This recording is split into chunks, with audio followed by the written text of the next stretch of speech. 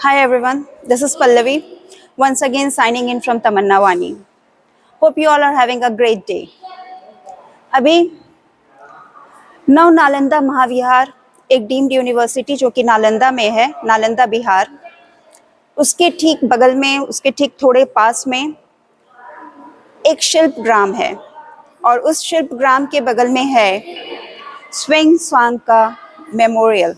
स्वेंगसांग जिन्हें हम लोग आम भाषा में हुनसांग के नाम से जानते हैं, हुएनसांग के नाम से भी लोग जानते हैं। हुएनसांग एक बुद्धिस्ट मॉन्क थे जिन्होंने 612 ईस्वी में सरकार से आज्ञा लेकर बौद्ध धर्म को ग्रहण किया था। और इनका जन्म जो है एक बहुत अच्छे परिवार में हुआ था, बुद्धिजीवी परिवार में हुआ था, और शायद उस परिवार का भी असर था और उनके खुद के खोजी स्वभाव का भी असर था कि मात्र 29 साल की उम्र में उन्होंने बहुत सारी जगहों पे यात्रा की और यात्रा की शुरुआत भी की। और उन लगातार 17 साल वो यात्रा करते रहे और उस दौरान वो जो यात्रा है वो बौद्ध धर्म के लिए एक मील के पत्थर की तरह साबित होता है, क्योंकि उन्होंने बहुत सारी जानकारियों को इकट्ठा किया। बीच में वो अपने रास्ते को भटक भी गए थे, जैसे कि उनकी जीवनी में आप पढ़ेंगे तो पता चलेगा। उनकी जीवनी इंग्लिश में पिलग्रिमेज लेगेसी ऑफ स्वेंगसांग के नाम से ये नव नालंदा महाविहार यूनिवर्सिटी के पब्लिकेशन से निकली हुई है। आप चाहें तो वहाँ भी खरीद सकते हैं।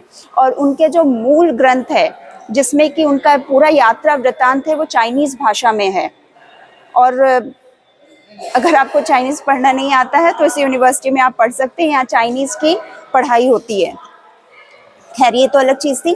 तो स्वेंगसांग की बात जब हम लोग कर रहे थे, वो 7वीं शताब्दी में उन्होंने जब 17 साल तक पूरी तरह से यात्रा की तो उनका ये खोज था जिसमें बौद्ध धर्म के बारे में जो जानकारियां हैं वो हासिल हुई। अलग अलग जगहों पे वो गए, उन्होंने शास्त्र की भी पढ़ाई की और उसके लिए भी वो गए।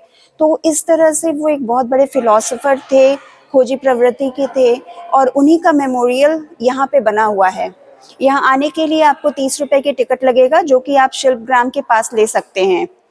आप जब इस हॉल में आएंगे तो ये मंदिर की तरह बना हुआ है, उनकी मूर्ति है और उनका जो पूरा का पूरा यात्रा है, उनकी बायोग्राफी है, वो दीवारों पे चित्रित की हुई है। ऊपर में भी चित्र बने हुए हैं अलग अलग, और कुछ ग्रंथ हैं जो चाइनीज भाषा में और पाली भाषा में लिखे हुए हैं, जिनको पढ़ना तो मुझे नहीं आता। अब इसके ठीक पास में जो शिल्पग्राम है, थोड़ी सी बात मैं उसके बारे में कर दूं। उस शिल्पग्राम से के जो कर्मचारी थे उनसे बातचीत करने पर यह पता चला कि वह जमीन सरकारी है, वो बिल्डिंग भी सरकारी है, लेकिन वह किसी प्राइवेट संस्था को दिया गया है, वो प्राइवेट रूप से चलता है। वहाँ पे मूर्तियाँ बहुत खूबसूरत थी। वो लोग मार्बल डस्ट की मूर्तियाँ बनाते हैं, काफ़ी सस्ती, 50, 60, 100, 500 रुपए तक में वो मूर्तियों को बेचते हैं और बहुत खूबसूरत मूर्तियाँ हैं, बहुत मेहनत से बनाई गई मूर्तियाँ हैं। लेकिन उन्होंने कहा कि उनकी स्थिति अच्छी नहीं है। और जैसा मैं भी इधर आई तो मुझे पता चला कि इधर बहुत कम लोग आते हैं, बहुत खास, कुछ खास लोग जिनको ले जाया गया आता है या जिन्हें थोड़ी बहुत जानकारी है वो आते हैं। ज़्यादातर लोग क्या करते हैं, नालंदा यूनिवर्सिटी के जो पुराने अवशेष हैं उन्हें घूमकर या म्यूजियम घूमकर चले जाते हैं। तो मेरा ये कहना है कि इस जगह पे ज़रूर आएँ, क्योंकि शायद अगर स्वेंगसांग नहीं रहते, हुनसांग नहीं रहते, तो आज हम इस जगह को भी शायद नहीं देख पाते या बेहतर तरीके से समझ नहीं पाते। तो यह उनकी खोज का नतीजा है। तो उनके स्मारक पे एक बार आना तो बनता है, और वो भी हमारे बिहार में है। यहाँ की यूनिवर्सिटी भी बहुत अच्छी है और अब तो राजगीर में इंटरनेशनल यूनिवर्सिटी भी खुल गया है। तो यहाँ की जो शिक्षा दीक्षा है बहुत अच्छी है। बाहर से भी विद्यार्थी आते हैं, विदेश से अलग अलग जगहों से पढ़ने के लिए भी आते हैं, और यह बहुत नज़दीक है वहाँ पर से। तो इसे एक बार घूमने ज़रूर आएँ।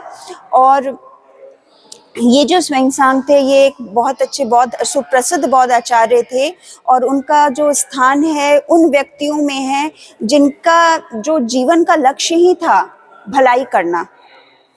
उनका यही लक्ष्य था कि वह भलाई करें, लोगों के साथ अपने ज्ञान को बांटें, घूमें, अलग अलग जगहों में लोगों से मिलें, बातचीत करें और बौद्ध धर्म को और आगे लाएं, अलग अलग धर्म के बारे में जानें, जानकारी हासिल करें। वो भारत और चीन के लिए ही नहीं, समस्त विश्व के लिए एक बहुत अमूल्य धरोहर थे। तो धन्यवाद, आज इतना ही, अगले वीडियो में फिर। This is Pallavi once again signing out from Tamanna Vani. See you again, guys. Bye.